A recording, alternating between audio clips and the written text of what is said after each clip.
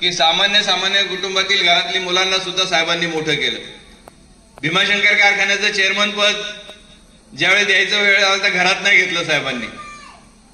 शिवाजीराव दादा आढळराव असतील त्यांच्याकडे दिलं. नंतरच्या काळामध्ये बीडी अण्णा असतील तर त्यांच्याकडे दिलं होतं.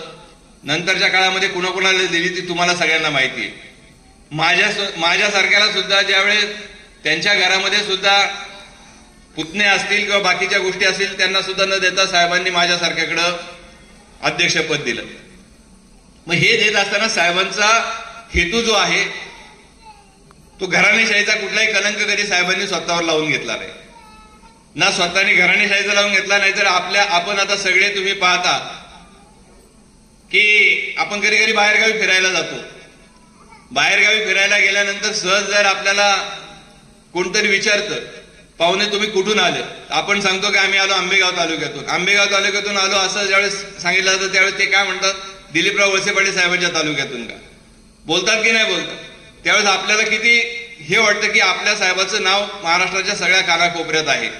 मग हे सगळं एवढं असताना सुद्धा साहेबांचा सारखा राजकारणामध्ये 30-35 वर्ष निष्कलंक राहणं, कुठलाही एक डाग स्वतःच्याला लागू न देणं इतकी सोपी गोष्ट नाही. तो साहेबांनी आजपर्यंत तो जपलेला आहे.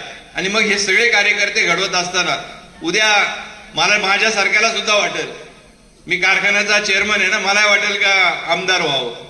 अरे पण मला जर वाटलं आमदार व्हावं या तालुक्याचा, कदाचित तुम्ही मतं दिली तर वळसे पाटील, तुम्ही जर कोणी मंत्रालयात गेले असेल, वळसे पाटील साहेब ज्यावेळेस मंत्रालयात बसतात आणि आपल्या तालुक्यातली किंवा आपल्या भागातली जर काही मागणी असेल तर साहेबांना उठून कोणाच्या केबिन मध्ये जावं लागत नाही. बाकीचे मंत्री साहेबांकडे येतात. दिलीपराव नेहमी जातात मंत्रालयात. दिलीपराव बरोबर आहे, तुम्ही पाहिले की नाही पाहिले, साहेबांकडे मंत्री जर का साहेब जातात कुठं प्रोटोकॉल म्हणून मुख्यमंत्र्याकडे उपमुख्यमंत्र्याकडे जात असतील, पण इतर ठिकाणी जात नाही. माझ्यासारखा जर तुम्ही कदाचित म्हणले आमदार झाला तर मला तर कुठेतरी त्या केबिनच्या बाहेर 2-2 दिवस उभं राहावं लागेल की नाही राहावं लागायचं. आणि 700, 800, 900 कोटी रुपयाची एवढी कामं आपल्या भागामध्ये साहेबांच्या माध्यमातून आली. या एका वर्षामध्ये जवळजवळ 800 कोटी रुपयाची विकास कामं आपल्या भागामध्ये आलेली आहेत. एवढी सोपी गोष्ट नाही ना. 800, 900 कोटी रुपये तुम्ही सहज विचारता, आम्हाला इथला रस्ता पाहिजे, पाणी पाहिजे, अमकं पाहिजे, तमकं पाहिजे, हे तुम्हाला सहज मिळतं. कुणाची शिक्षणाचं काम असेल, कुणाचं वैद्यकीय काम असेल, सगळी कामं साहेबांच्या माध्यमातून होतात. आणि साहेब पाहत असताना कधी साहेबांनी हे पाहिलं नाही की हा कुठल्या पक्षाचा आहे, हा कुठला आहे. साहेबांनी प्रत्येक गोरगरीब जनतेचं, कुठल्याही माणसाचं असेल तर काम करण्याचं काम गेले 30-35 वर्षात केलेलं आहे. आणि मग त्याच्या दृष्टिकोनातून येणाऱ्या भविष्य काळामध्ये 2-2.5 साहेबांनी खूप कष्ट केले. 30-35 वर्ष घरदार पाहिलं नाही साहेबांनी. मगाशी देवड्यांनी सांगितलं, वहिनींनी सहज फोन केला होता दिवाळीच्या वेळेस, तर साहेब दिवाळीच्या दिवशी सुद्धा ऑफिसमध्येच काम करत होते. तर वहिनींनी त्यांना विचारलं, तुम्ही आज दिवाळी, आज तरी घरी येत का नाही लवकर. तर म्हणजे याचा विषय असा आहे की साहेबांनी नेहमी तुम्हाला सगळ्यांना, तुमचा सगळ्यांचा संसार म्हणजे आपलं घर पाहिलं आणि तो फुलवण्याचं काम केलेलं आहे. म्हणजे आपल्या संसाराकडे थोडंसं दुर्लक्ष केलं, पण तुम्हाला कुठे कमी पडू नाही देणं, याच्यासाठी दिवस रात्र साहेबांनी काबड कष्ट केलेले आहेत.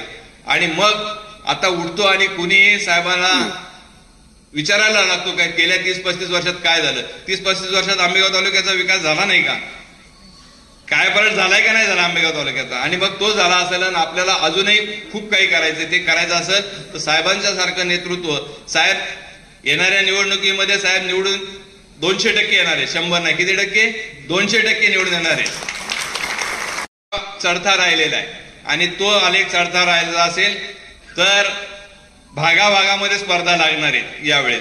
तर ते करत असताना खूप सगळ्या लोकांनी, तालुक्याच्या लेवलवर सगळ्या लोकांनी भरभक्कमपणे पाठिंबा साहेबांच्या मागे उभा करणं ही काळाची गरज आहे.